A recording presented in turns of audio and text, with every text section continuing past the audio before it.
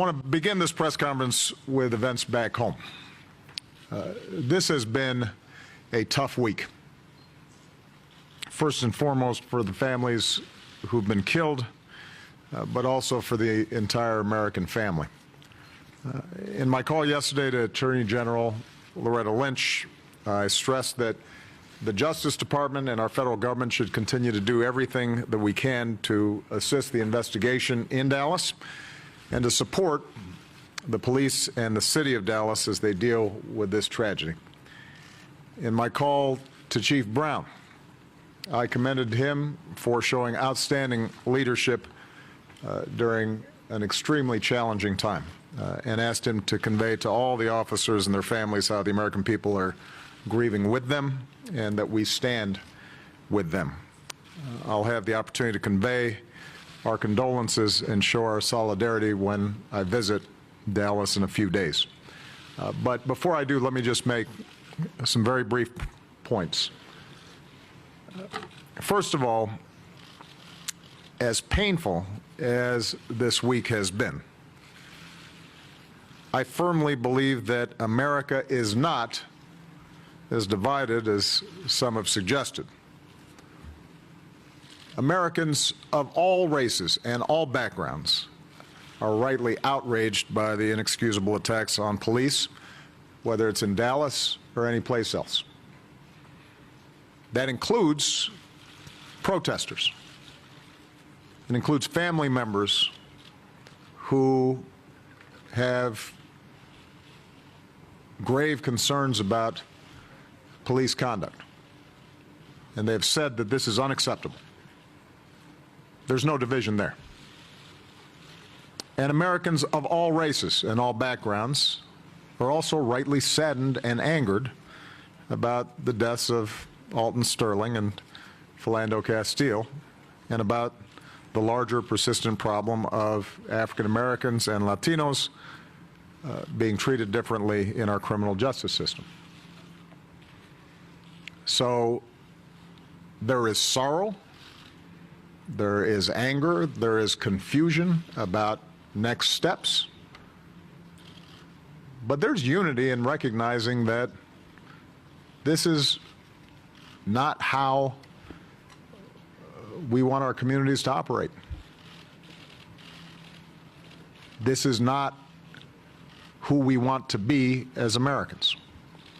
And that serves as the basis for us being able to move forward in a constructive and positive way. So we cannot let the actions of a few define all of us.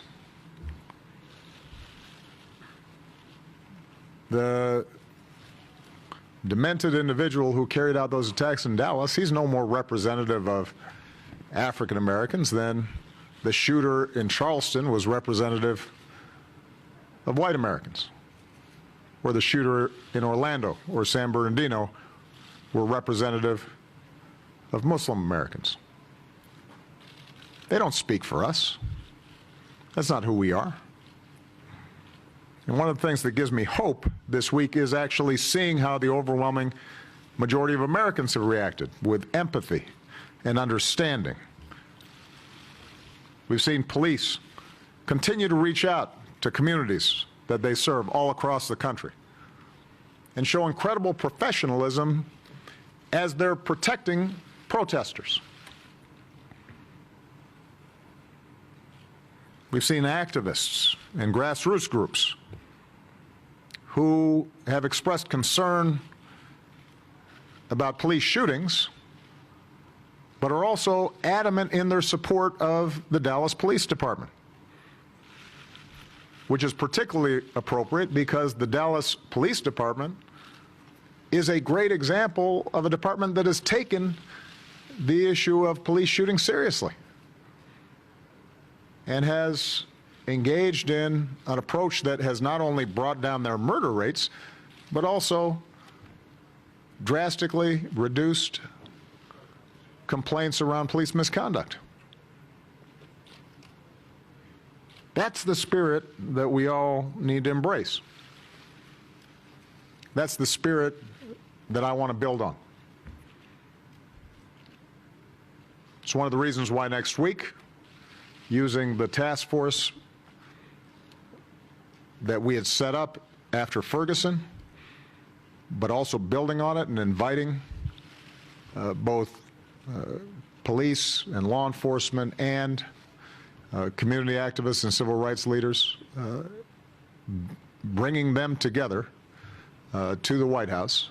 I want to start moving on constructive actions that are actually going to make a difference, because that is what all Americans want. So when we start suggesting that somehow there's this enormous polarization and we're back to the situation in the 60s, and that's just not true. You're not seeing riots, and you're not seeing police going after people who are protesting peacefully. You've seen almost uniformly peaceful protests, and you've seen uniformly police handling those protests with professionalism. And so as tough, as hard, as depressing as the loss of life was this week, we've got a foundation to build on. We just have to have confidence that we can build on those better angels of our nature. And we have to make sure that all of us step back, do some reflection, and make sure that the rhetoric that we engage in is constructive and not destructive.